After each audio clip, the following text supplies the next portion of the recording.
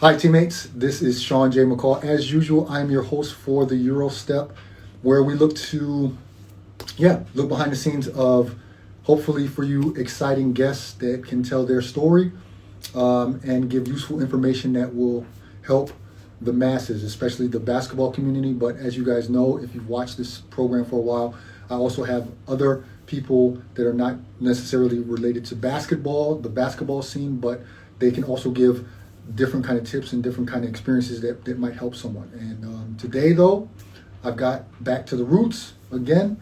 I've got a basketball player, but he's got a special story, which is why I wanted to have him on. He's not just a basketball player in that sense. And so I might as well just get right on to it and get him introduced so we can get right to it because I know he just rushed home from practice. Um, so he's probably like all stressed out. So I want to make sure he can get on with his evening.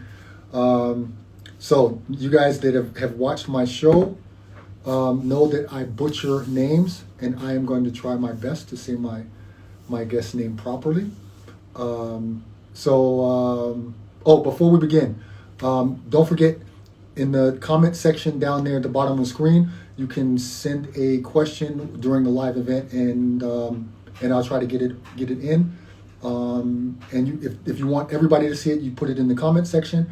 But then there's also the little speech bubble with a question mark in it. You can throw the question in there as well, and only I will see it. But sometimes don't be mad if I don't get your question there because sometimes I ask the questions during the show anyway. So let's get right to it. So okay, my guest is what he does is not only play. He's not only a professional basketball player, but this is the real reason why I wanted to have him on the show. Is he's written a book that I think will be good for all athletes, not just basketball players. And it's a big part of an athlete's life. And it's he wants to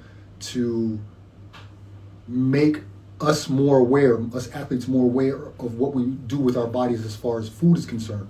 And he wrote a book called Eat Well, Play Better. And that's what I'm really excited to talk to him about. I'm going to change the structure of our talk today because of that. And and let's just get him on so he can talk about the book and let you guys know how important that is. And let me go ahead and accept his invitation up in any minute right now. Let's see. Wait, there we go. Hey, Sean. Charles, how you doing, man? Good, good. How are you? Good. Thank you for coming on. I know you hopped out of your car, jumped in straight from practice, right? Yeah, yeah, but no problem. It's good. It's good to be here. Good to be here. Okay. All right, so basically, what we're doing is this is going to be a lighthearted kind of discussion. It's not going to be so much of a question and answer kind of thing. Just feel free to speak your piece and explain things and big up your book and all of that. So anything you want to get out there, make sure you get it out there. And what you feel comfortable with answering, do. What not, don't. But I'm not out for sound bites, so it's not. I'm not going to ask you anything you don't already know about. You know what I'm saying? Sounds good. Okay, so let's hop right into it. Um, Normally, how I start the program is we work our way from the back up to current, right? So we talk Okay. about your high school, your college, and then work your way up to the professional ranks. But what we're going to do today is we're going to flip it because I think your book is it has so much meaning for our athletes that I want to make sure I get that in first, and you really pub your book, so that the good people out there, the teammates as I call them, can really get an idea of how important is the book that you wrote and get a good impression for why you wrote it and things like that. So that's how I'm gonna. So we're gonna work from the back end and go to the past, and in that sense, you cool with that? Sounds good. I'm cool with that. Sorry, I've got my teammates commenting.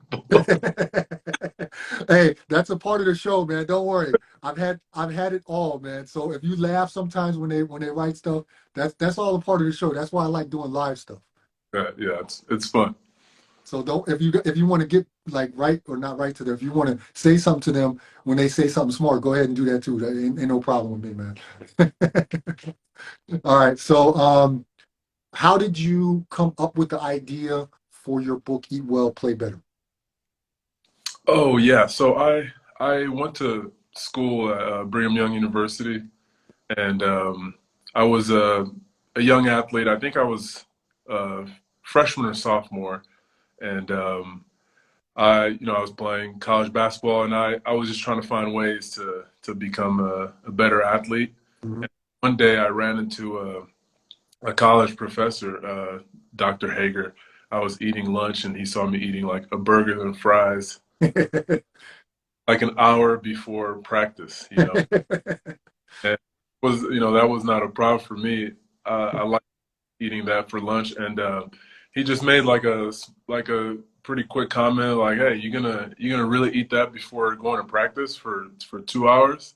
And I mean, I didn't even think anything of it. That was the first time I questioned eating a burger and fries before practice. So it was interesting, something that kind of stuck with me and Right. made me want to kind of explore that a little bit.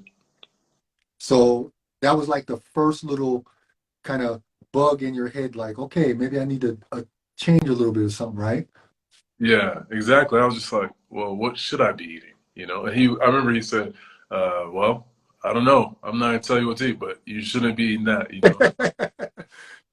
It was definitely kind of like a little bug that made me kind of question what I was eating. And I always wanted to get better, so I was like, if there's something if there's something I can eat that can help me get more buckets and play better defense and have a lot of energy out there on the court, do it.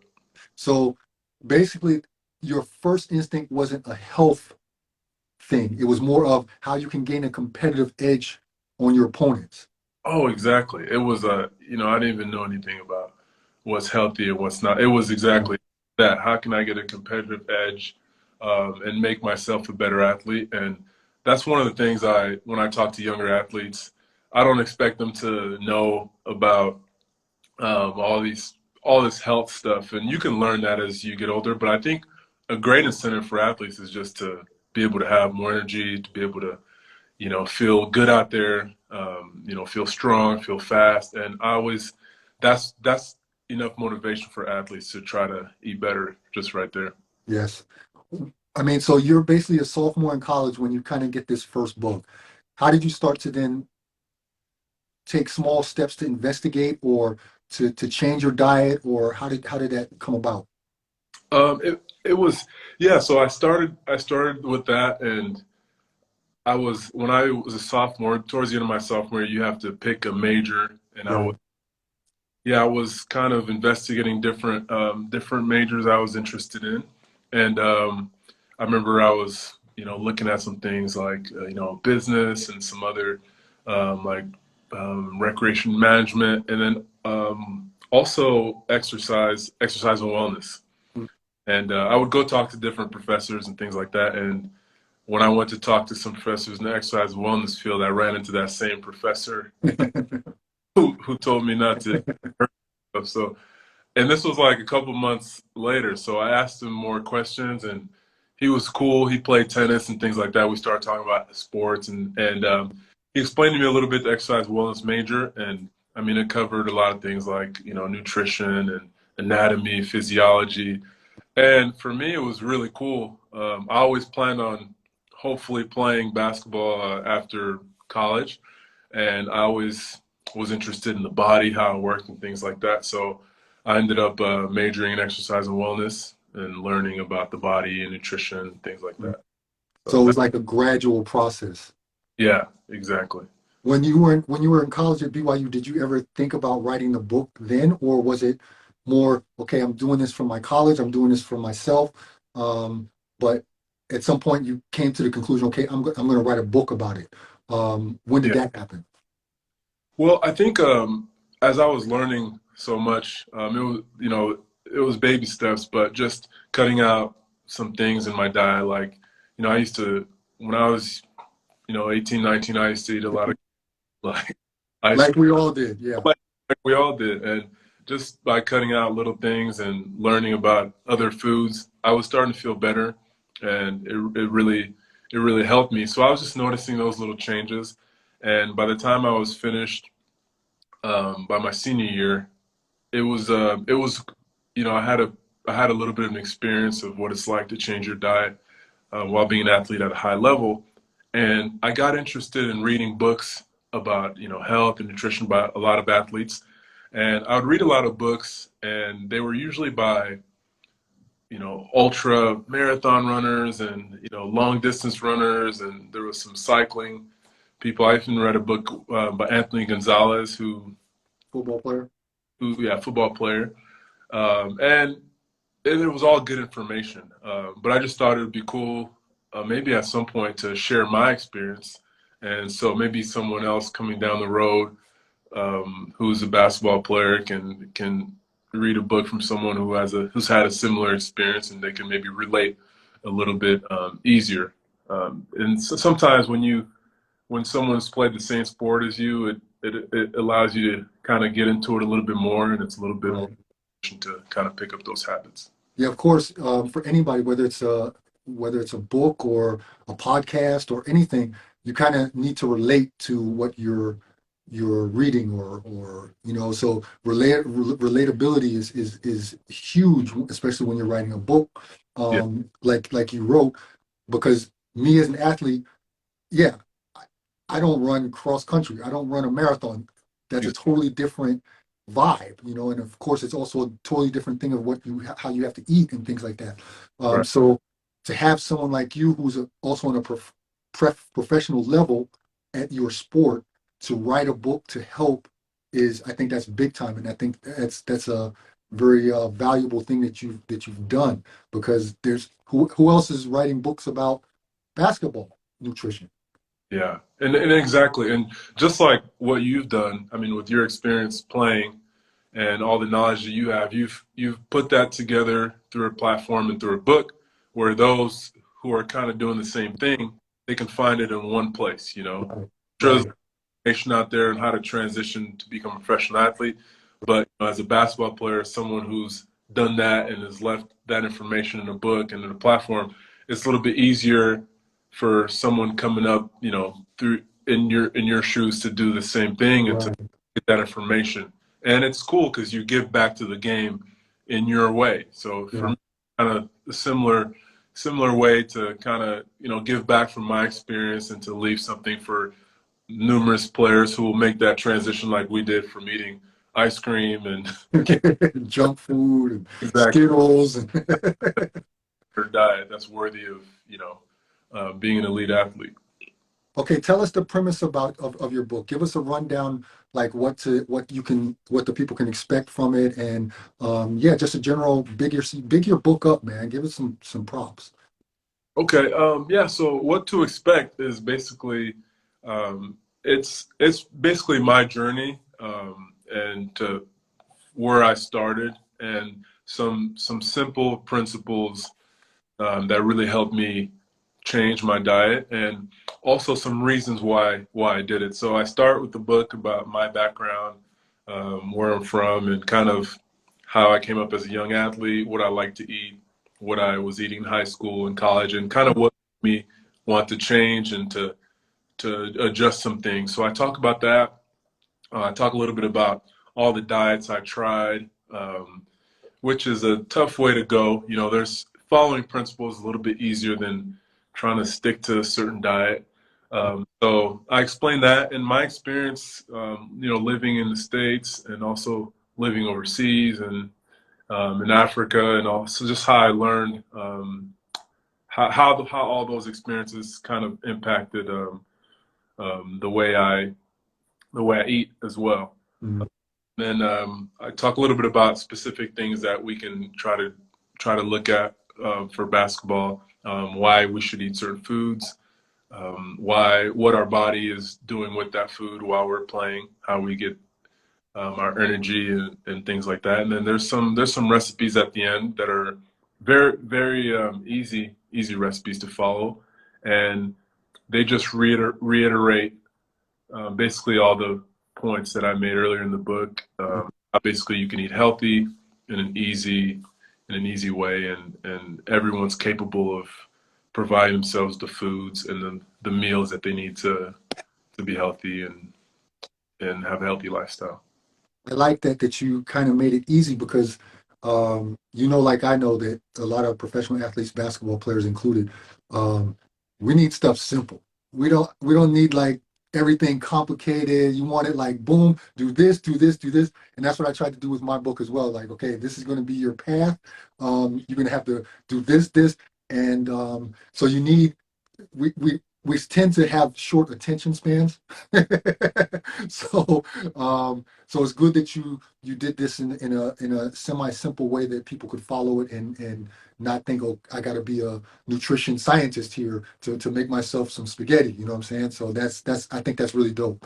When I was doing research about you, man, I was going through like old pictures of you, and Yeah, I noticed that you're from your BYU days till now you look totally different. Like you're muscular, you got a muscular frame and stuff, but like when I look at your BYU days, you were big, but not as ripped. yeah. Now you're like big and cut, like you see like every little muscle. So how did over the years, how did you changing your diet or going through your kind of like own journey with your health as far as food is concerned? How did that do you see it in yourself too? I feel it.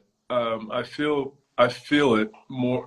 I think in college we're playing so much. I mean, we're playing a lot and lifting a lot, and you don't always have the you don't always have as much control over what you eat. You know, you just try to find meals, and college is tough. So I try to remember being in college, and it was a you're on a time crunch. You got so many things you got to do, and Got so classes. you're on a budget. You got classes, so you just have to try to do your best. But we were eating a lot of food. We were working out a lot. But I would say I just ate everything in college. You know, when I was hungry, I would just eat. It was more a matter of just making sure I get enough calories. Um, Right. I didn't really have an idea of, what foods, especially early on, what foods were good, what foods were bad, and also I didn't know that by eating some foods, you it could cause more inflammation in your body, Right. Right. retain more water, Right. and depending on who we are, our bodies react differently to different foods. So there's a lot of toxins in our foods, and and sometimes harmful ingredients that our body doesn't do well with. So I think transitioning from just eating everything to eating better foods naturally, and I also think as you get older, you're not growing anymore, so that Right. appetite kind of it kind of becomes a little bit more stagnant and normal. When you're young, 19, 18, you're growing a lot. You have a fast metabolism, and your body needs a lot of energy. So when you get out of college and as you get older, you start to make better decisions and start to also be more in tune with your body, listening to your body. And I think that's what happened with me. I didn't need as much food as I thought I did. But at the same time, I was eating better food that provided me with, more nutrients, and I was eating less harmful food. So I think naturally my body felt better, and it ends up looking better. But I think feeling better is the most important. Do you think that I mean, of course, also now you're a professional, so it's your job, so you have more time. You're not going to classes anymore. You're totally dedicated to basketball. You got two, three practices a day sometimes.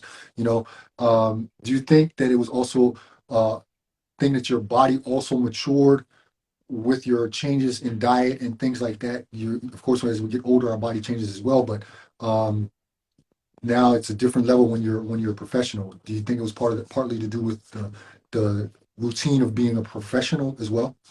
Yeah, you're exactly right because you have more time to prepare your meals. Right. and it's your job, you're getting paid for it. So there's a little bit more incentive to kind of lock in and do those little things. And I would say I'm also going to be honest. Sometimes being in college is tough. You don't have as much, money to spend on that. So if somebody says, "Hey, I'm going to invite you over for dinner," it's worth it because you're getting food. You're getting food Right. that's free. And Right. sometimes in college, for a lot of us before NIL, Yeah. I was just gonna say yeah, that. food was more important. Food was more important than healthy food, especially if it, didn't make a dent in your wallet. So Right. that's another factor. And I would say something interesting as well is, I actually went to Europe after college, and there's more. We have more access to fast food and maybe processed foods in the U.S. than we. Yeah. And I played in some smaller towns my first couple of years, and there were towns where like you could find a lot of farmers markets and kind of Right. have a lot of fresh food.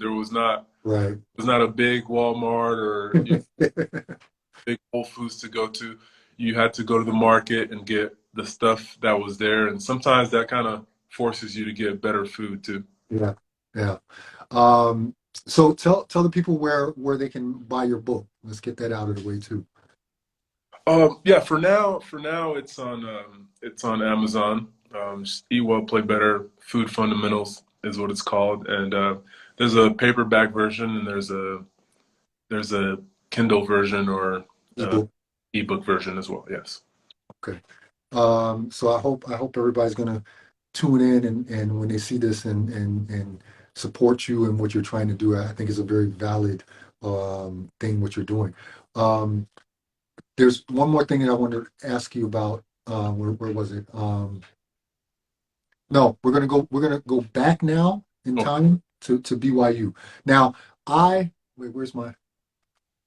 Hold on. I gotta get something just a second. okay. I don't know if you knew this, but I went to Southern Utah University. No way. Yes, I did.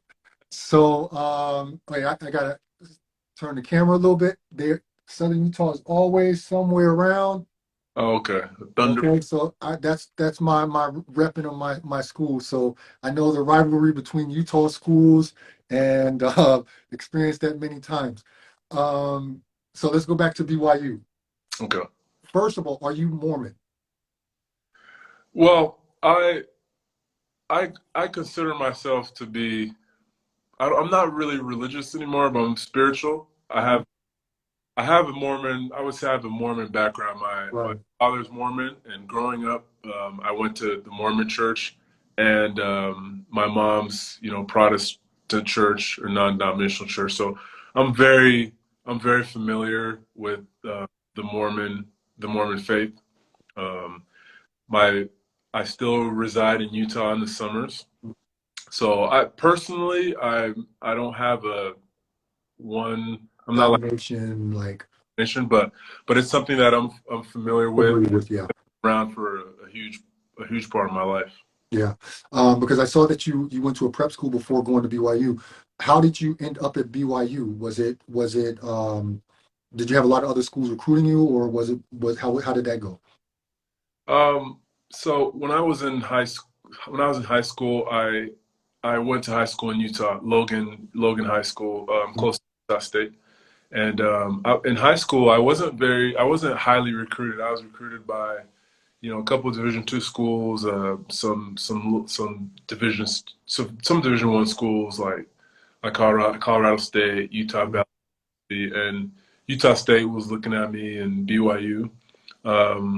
I graduated at 17, and then I was still playing in these tournaments, and I had a chance to.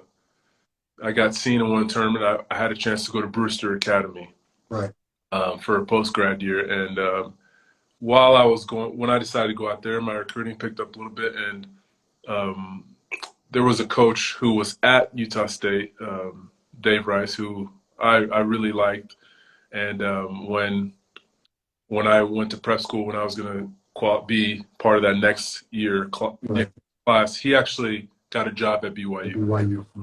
And then so just being another class later, and him being he liked my game and who I was, and so they eventually offered me while I was at prep school. And I thought it was a good opportunity with the recruits they had in, and I ended up committing while I was out there and at prep school. I mean, for those of you viewers that don't know, Utah is a really great place, but it's different. It's not like the rest of the country in a lot of ways.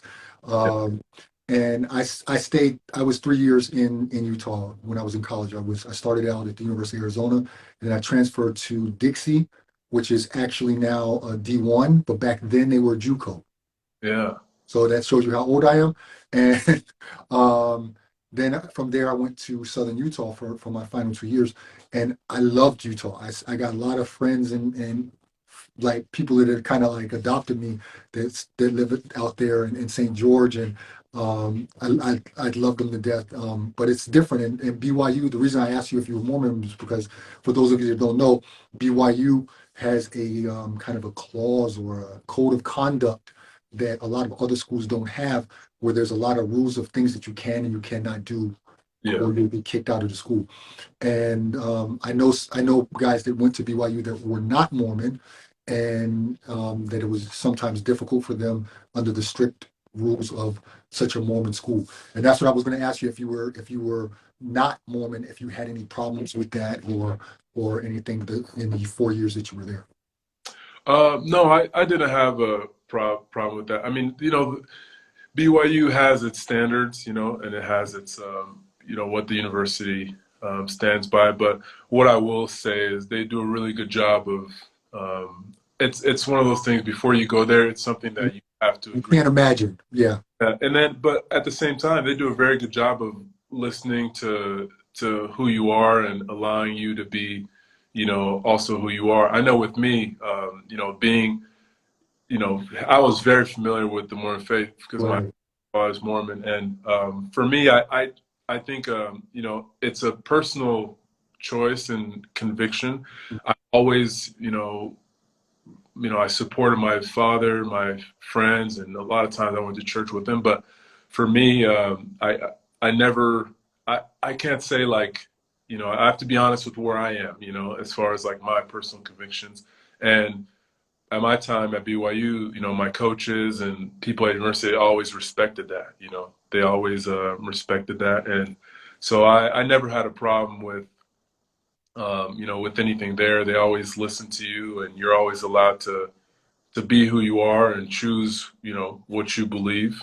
And but there is a certain code of conduct that is at the school, and you just want to make sure that you respect that when you go there. If you've agreed to go there, you just want to make sure that you respect that, especially Exactly.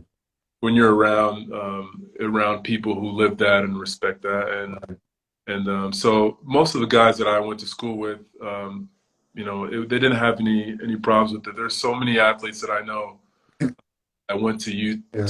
you and they still live there today. And these Yeah. guys are Mormon. So, sometimes in the media, BYU and the state of Utah gets a bad Bad rap. reputation. Yeah. Sometimes I really don't know why. And Because it's different. it's different, but there's good people there. They treat you Yeah. well. Yeah.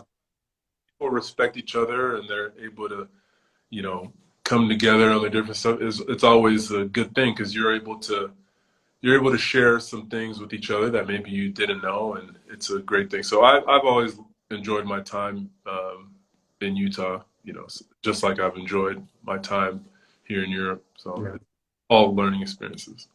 While you were there, you guys had a good run, and of course you were playing with Jimmy Federer. That I mean, back then the hype around him was just crazy. So how was that? I mean, but he seemed I don't know him, but he seems to be a very cool, laid back kind of dude. Yeah. But how was that playing on a team with somebody that had so much hype around them? How did that affect your team? You know what I'm saying? Or did it affect your team at all? Um, it not at all. It didn't affect us. I mean, maybe if it affected us in a positive way, I would say, because We had a lot of players those teams were special. Jimmer was a very special player. And, he was a hard worker. He loved the game. He was passionate about it. And so were all of the other guys on the team. We've had so many people from that team that played pro and a couple NBA guys. So we had enough like motivation and passion, like, within the group. But just to see all the support from BYU fans and from all these people, it just kind of even added to that passion that we played with. So it was we enjoyed it. We enjoyed it because it was awesome to have that many people interested in what you were doing and what you as a team. I saw a very interesting stat that I think I've never seen when I researched somebody. Um, you played at BYU for 4 years and you never missed a game. Oh, yeah.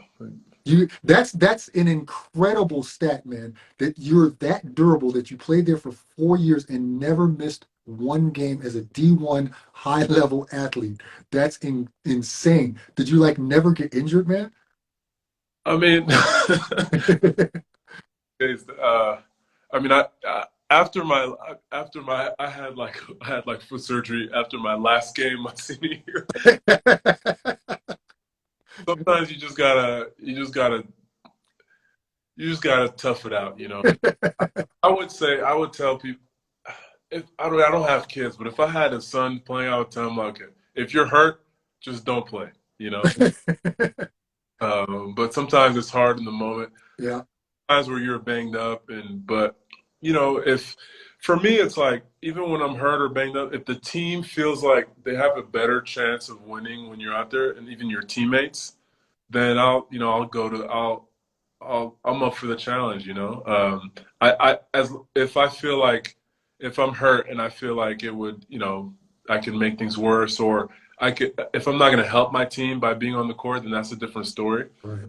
But a lot of times when I was banged up, I still, I wanted to play, my teammates wanted me to play, my coach wanted me to play, so it was an easy decision.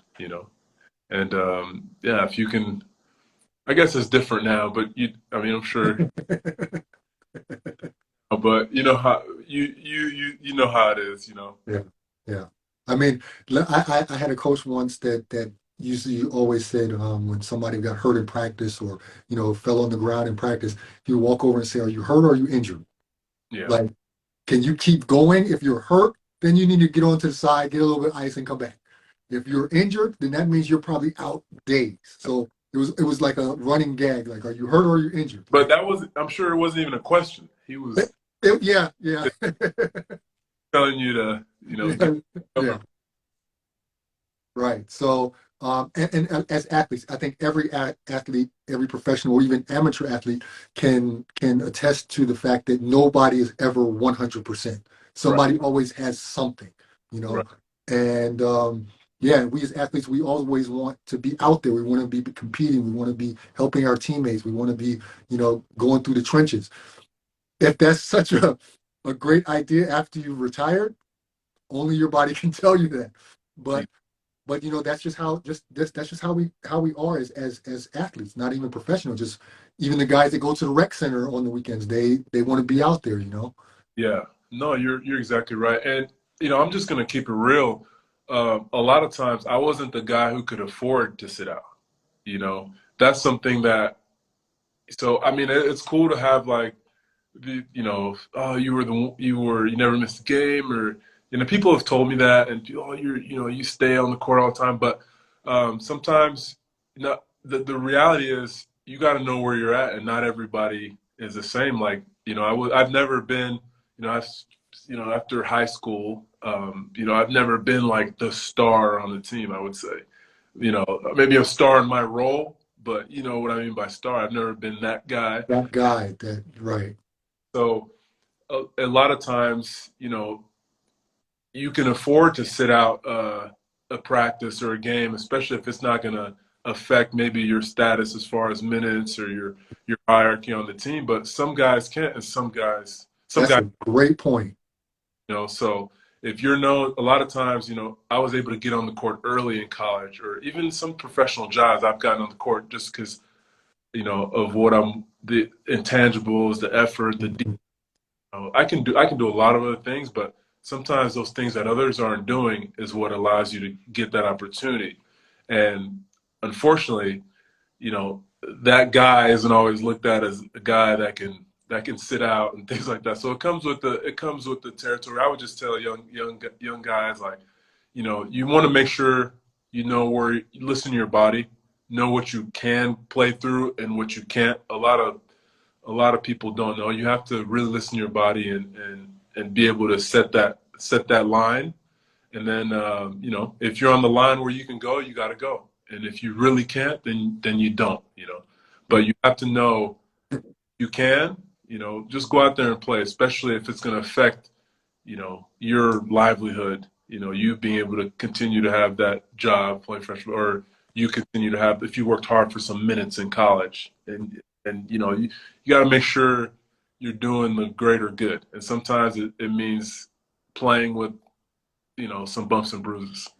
I mean, I actually, it's funny you say that because I just saw an interview with Isaiah Thomas where he was talking about his hip and what he went through with all that, and that he definitely came back too early, and then he had the surgery and stuff, and then he went to the Lakers, and he also came back there too early because he just wanted to play, and how that's kind of looking back on it, how he's looked back on it like, man, I had no business being out there, and I think that's just an athlete's nature. It's it's hard to tell even young kids, hey, sit out, Yeah, take a break. You got a long career ahead of you. You don't want to mess that up for right now.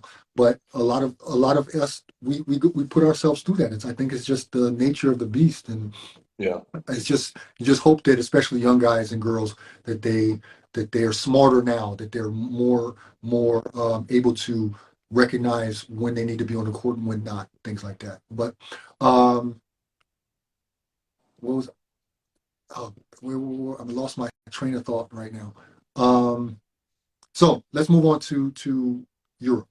So you finished at BYU yeah, before you come over to Europe. Did you know anything about playing ball overseas in Europe? I mean, I forgot to mention you played in 2009 with Ivory Coast, yeah, with the national team of Ivory Coast in the FIBA African Championship. Was it yeah. called? Yeah, and let's jump back to that real quick. What was that experience for you like playing for your national team, putting on that Ivory Coast jersey for the first time? Yeah, well, it was amazing. I left Ivory Coast when I think it was like a couple months before my seventh birthday. Mhm, I hadn't been back.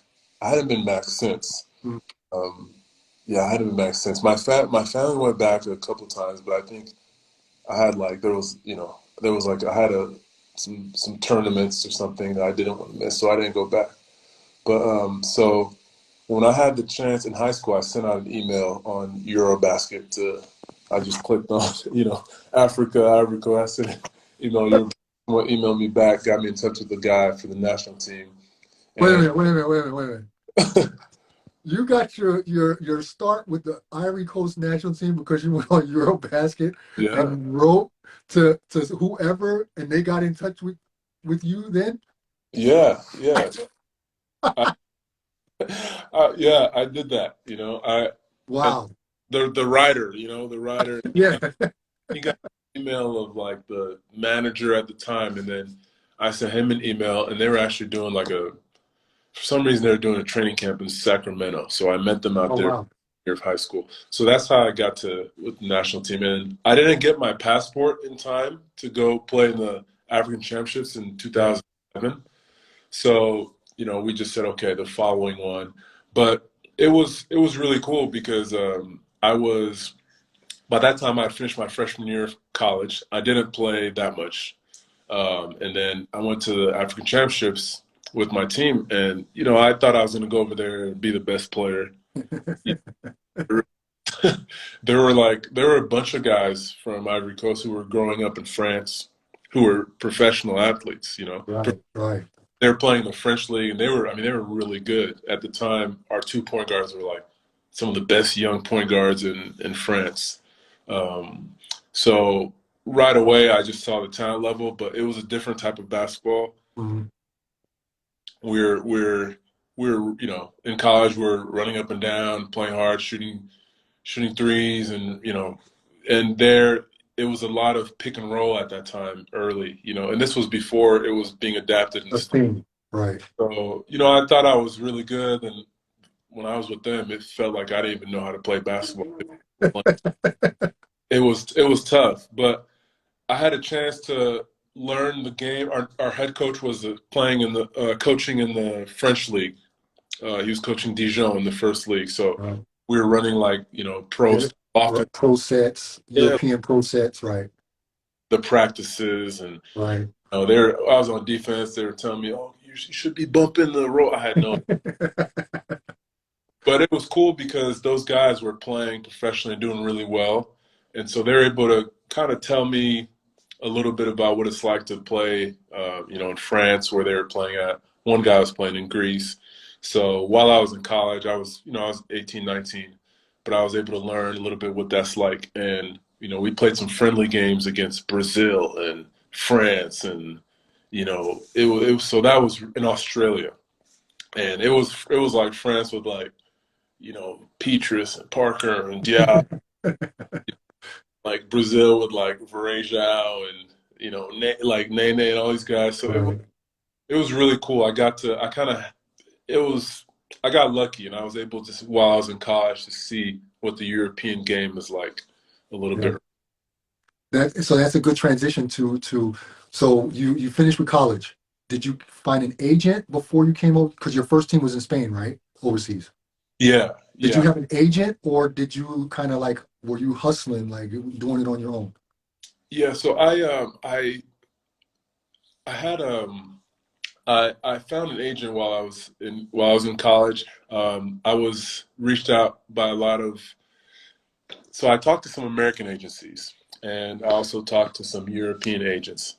And this is where it gets tricky for like if you're with an American agency, a big agency, I think it's very I think it's very advantageous if you're like a big time player, going to get your draft workouts, or you might be drafted and things like that.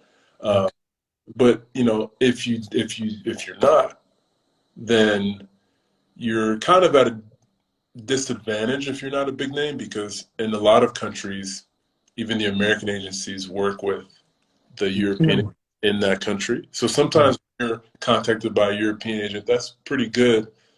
Sometimes it can get you if you're not going to the NBA or going to the NBA right away. Sometimes it can get you a good opportunity. Where I was lucky, I played in the World Championships in 2010, and then and walked through that process and with the national team, I got in touch with this agent who he had guys that had just got drafted in the NBA at the time, but he also before he had guys in the NBA, he was an agent in Spain and in Europe. So I signed with him, and that's how I got to Spain my first 2 years professionally.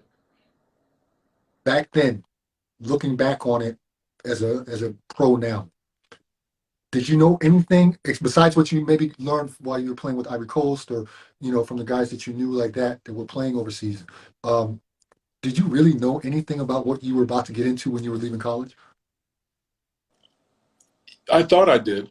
Uh, I thought I did because all I thought about was basketball.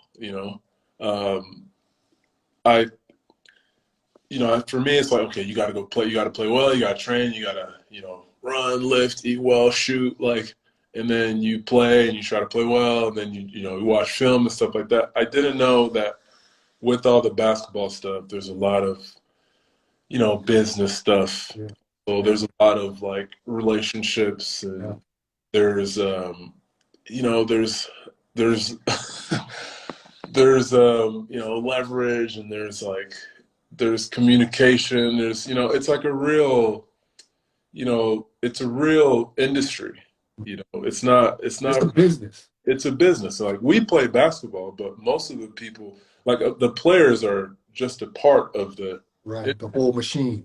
exactly. A lot of the people pulling the strings are not players, so Yeah, they have just like how in business, whether you're whatever you're doing, or people or in academics, like there's a certain conduct, there's a certain way things are done, and even if you're not part of that, you have to understand how that works, Work. even Right. as a player. And I didn't understand that, and that's one thing that I wish I knew better. You know, and but you learn from it, and but it's a bigger than what you think. So you need help. It's bigger than ball. Yeah, exactly. It's life. It's like people have their livelihoods, people have Exactly. it's not as Thank you for saying that yeah, because it is definitely more about the other stuff that's going on. The people in the office, if you guys play bad, they might get fired. Like yeah, there's a whole big system that's going on that most players are not aware of, especially Americans that come over to Europe. That I was not. And I would say it didn't really flip that. So I'm 33. That switch probably flipped for me like 3 years ago, you know? right, right. When you become a vet, right? Yeah, it's not as intimate as you think. Like, Yeah, you're like, yeah. we're okay. I got my agent. It's like, it's us against the world. Everyone's out. But it's okay. But it's just something that's good to understand. And you can only control what you can control. But you can control a lot more than you think. But you really want to focus your attention and energy on that. Yeah, yeah. I mean, what I still am amazed by, even though today with the internet age, I mean, back when I came out of school, there was no way to go on the internet. There was no way to find out about teams, to investigate teams or agents for that matter, or things like that. But even now, in the information age as it is now, a lot of players have no idea. Really, there's still guys that I talk to that think it's so easy to come over here. They're going to come over here. They're going to wreck shop. They're going to average 40. They're going to be a Euro player, EuroLeague player, things like that. Where I'm like, yo, bump those brakes because it is not that easy. And just because you were good in college doesn't mean it's going to translate over here. Yeah. And it's a totally different style of play. Um, and I think a lot of players, especially American players, are naive, but at the same time, you can't really know until you're here. Yeah. You can't really know it until you experience. I mean, I wrote my book to help guys and girls coming out of college, basically, Mhm. right? To get them through their first year of their last year of college, how to choose an agent, stuff like that, what a contract looks like overseas, things like that. But still, even with all my experience, everything that I put into my book, everything I put into my videos or my blog or everything, I can't take the experience away from you. You're going to have to learn it yourself. Yeah. Was Yeah. it like that for you? Like as you've gotten older, do you look back and think, "Damn, I didn't know shit." Yeah. Yeah. I mean, I definitely, I think you mentioned something great. It's like y- your experience, like your experience is going to be unique. Yep. It's going to be something that you're going to have to, you can get the information and you can, but you have to know that it's definitely going to be a journey, you know, and it does test you, um, and you don't have to be perfect. You can make mistakes. You're going to make mistakes. You're going to learn some lessons, but Yeah. when that happens, what's helped me is like being humble and realizing like, okay, maybe you should have known, but you didn't. But it's like now that you know, Right. like Right. your duty to act accordingly, and that's with everything. Sometimes Experience.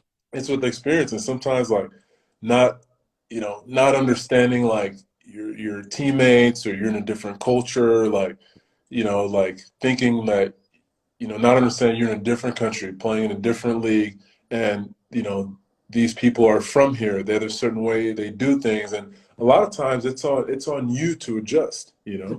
Thank you. Yeah, it's Thank you. That word is key. Adjust. That is big. exactly, and you learn like it's on you to adjust, because at the end of the day, like this is how it's been here, but they they also brought you and signed you to be a part of what they're doing. So sometimes it's on you to make those adjustments, And I think when you have an open mind, it's very hard. But sometimes it can be hard when you're overseas or you're a professional athlete, kind of by yourself to kind of when things get hard, kind of just bottle everything up, be like in a shell, Right. be very Right. protective. But sometimes you have to give people the benefit of the doubt and just assume that, you know, that not only everything will work out, but also that the people around you want it to work out for you, your Yeah. teammates, your coaches, even if it doesn't always feel like that, it's a much better energy to, Exactly. to go with because, even if it doesn't go well all the time, you'll always be able to, to show up the next day with the right attitude and try to build something, where you're at. You have to keep your feet on the ground because, where you're at is where you're at, and Yeah. you have to make it work. And when you do, some beautiful things happen. Yeah. You learn as a player, you learn as a person, and you'll make friends. And you'll get to be part of a community, and so it's a definitely a growing experience on the court and off the court. And I think I wasn't expecting how much growth would come from off the court. That's something. That's tough. Yeah. That's real right there. The Yeah, growth. because I'm That's real. like I've been doing this like I I think it's like 10, 11 maybe years. And, you know, there's obviously, you're just like, oh, I wish I played here. I wish I played here. I wish I would have, made this much money. I wish I would play. But then the other day I asked myself, I'm like, all the amazing life experiences that I have, like, would I take those back? And I'm like, if I Right. where I wanted to be or thought I should have been, I wouldn't have had these experiences. So I'm like, man, like, I'm where I'm supposed to be. So I've accepted that, and with that has comes a lot of good things. Um, Speaking of adapting, you've been in France, what, how many years now? Man, it's been 9 years? Nine? 9 seasons? no, 7, 7. 7? Yeah, So, in the Ivory Coast, they speak French, right? So you could already speak French before you came here. That's a huge to France. I mean, that's a huge advantage, right? yeah. It was a huge advantage. We speak French in the Ivory Coast. It's not like it's It's not. not one to one, but Yeah, exactly. It's kind of like I would say it's like the Spanish slang, like in that. as opposed to Spanish in Spain. Right, right, But I understood it. I didn't speak it for a while because I was in the States. But when I came back, I had a little bit easier. I mean, I had an easier time with the language than someone who didn't have that background, and it really helped me as far as connecting with teammates and understanding coaches and stuff like that. yeah, yeah. Um, what's the difference between Spain and France as far as um, style of play? Ooh, very interesting. I would say Spain is very Spain is very a little. It's very technical. I would say. I would say I played in the second division in Spain. I never Right, played ACB. right, One thing I do remember playing in Spain is there was a lot of creativity, especially with the guards and point guards and the big men. I think there was just I'm not gonna say it's a higher IQ, but I think the game there's a lot more. They play a lot of there was a lot of pick and roll when I was there, but because a lot of those guards are so good at reading and reading the situations, right, the big men, I really struggled there because I came from a program that was like up and down, like lots of possessions, kind of run and gun. And, I just didn't have that awareness and, tempo and different pace. And I struggled for that reason in Spain because everybody plays the pick and roll very, very well. They can make all these types of passes out of it. And we'd have a lot of plays, but as soon as we get in a pick and roll based on that play, okay, basically how you read how you right, read that how you read the play becomes the play. Whereas in France, France is a little bit a little bit different. There's the structure as well, but a lot of times, if we're in transition, we're in transition. When we're running a play, we're running a play for certain looks. Right. But there's not as much. You don't see a lot of breaking off from those plays depending on the situation. If so, it'll be because it's kind of designed.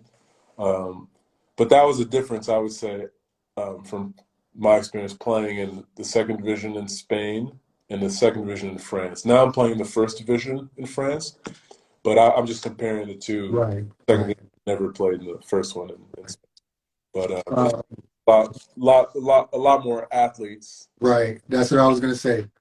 Because France is kind of like when it comes to when it comes to sports, it's kind of like the States. You have like French people, and then you have like like traditional French people, and then you have like guys that are French but whose family The colonies have, and have like an African background.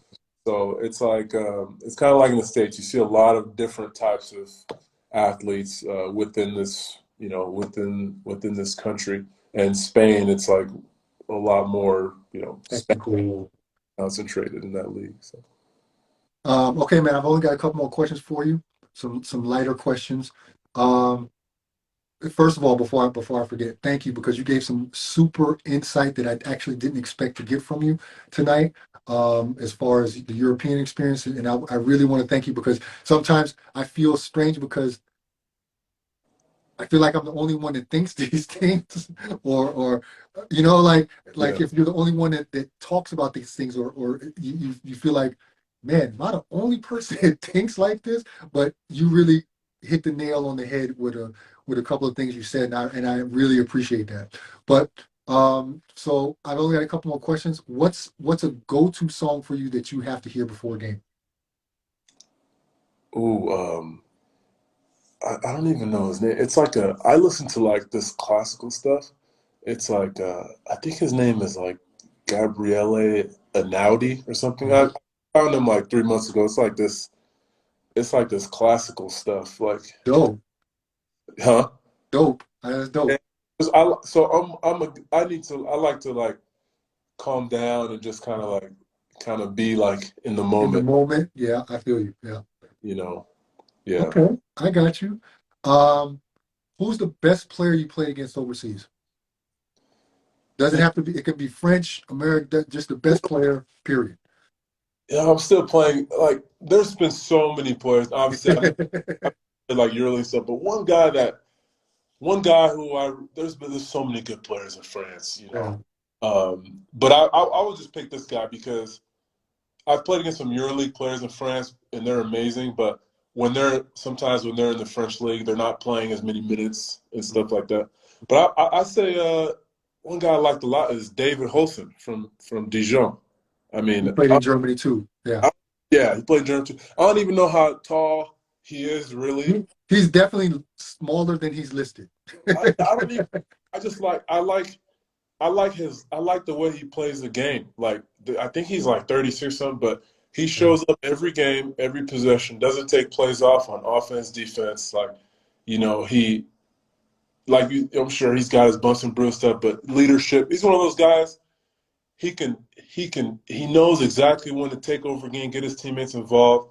yeah, Like a killer, but like you get guys like playing with him too. Like, and he's the type of guy he can get off, but he doesn't take away from what his teammates do. It's right. very, I mean, it's tough playing against him. Like he's a competitor, and it's something that it's always a challenge and something that I love to do. I always when we got them on schedule, it's always exciting to play against him. And he's got confidence, leadership, and he plays the game the right way. Yeah, yeah, And I would, I mean, I was like, man, like for him to be doing that. I mean, obviously he's got talent and skill and quickness and stuff, but there's also one thing I've learned playing is like there's not just the skill and the speed and there's stuff up here yeah, too, yeah. and it's hard to measure this. And even though we can't measure it, you got to recognize it when you see You it. see it, yeah, Yeah, yeah, yeah. You yeah. I feel don't it. know what's going on up there, but Yeah, it's working. You know what I mean? yeah. What's the craziest fan interaction you've had in Europe? Oh man, craziest fan interaction? You ever had a stalker? Uh, Don't lie. Put it out there. Come I, on. no, no, because like I'm like a normal person. Like I think Yeah. when people, it wouldn't work. Like you know, if you see me on the street and you want to talk, say hi, or do like I'll I'll be I'll talk to you or I'll So I think that takes the you know Allure away, right? allure You're of just like a normal dude, right? accessible. Yeah. But yeah, I would say, man, I would, you know, that's that's Didn't tough. expect that question, huh? I'm trying to think the hardest. I would say probably playing in. Oh yeah, I would say playing in Turkey in the World Championships, the last game on opening night, like against Turkey, and like and like I was playing the three, and I was guarding Hito Turkoglu in his prime, like Right. Orlando Yeah. Magic, Orlando Magic, Keto, yeah. England, and just seeing how packed it was, how crazy the fans were, and like they're already in our face, like talking, and it was the gym got hot, it was just that was probably the craziest interaction. I was like I was a sophomore at BYU. Like Yeah. I'm starting the World Championships, and I'm like Tito Turner was 6'10". That was probably like that was a pretty. I'm not gonna say scary moment, but it was like man, Intense. this is intense. This is real. Yeah, I got you. Last one, man. What kicks are you wearing this season?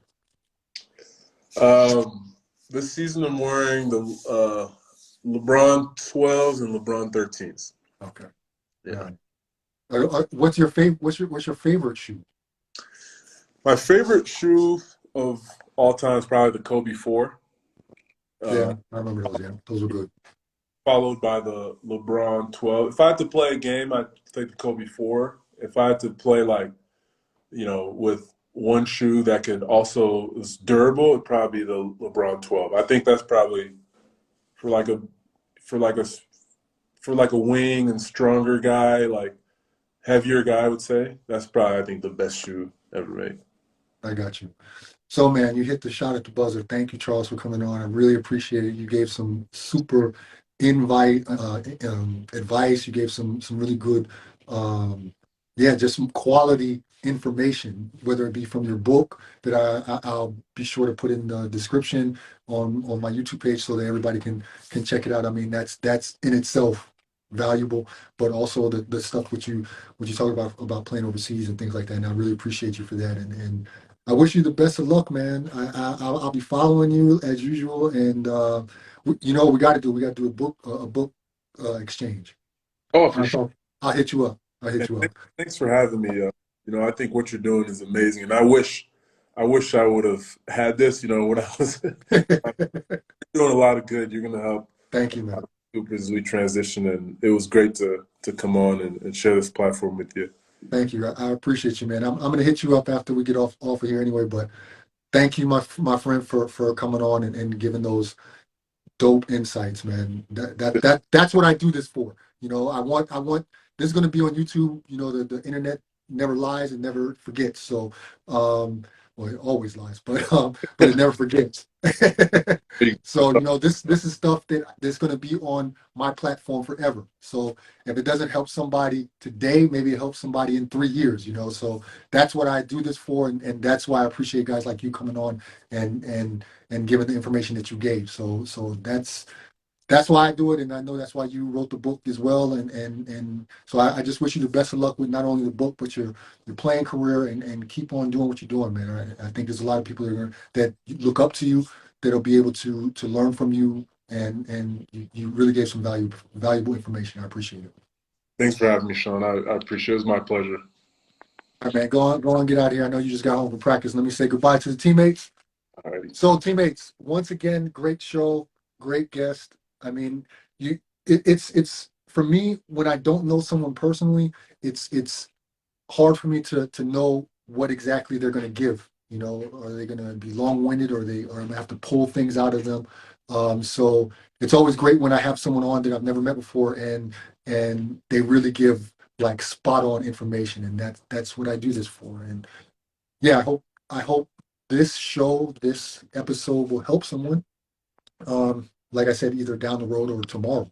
You know, and I hope you guys and girls check out his book. You know, make sure you learn about your eating habits and what you need, what your body needs. You know, and that's why he wrote the book to help athletes. So, um, I'll be putting this out on the in the description of the YouTube page. So I'll have all the links in there that you can check him out, support the brother, and buy his book, educate yourself. Yeah, and that's pretty much about it. As usual, thank you for all of you that are watching or have watched, whether you watch for 1 minute or the whole now hour and 6 minutes. Um, I appreciate all of you. For those of you new, I hope you come back. For those of you who've been here before, thank you for continuing to come. That's it for me. Old head out. Everybody be safe. Bye bye.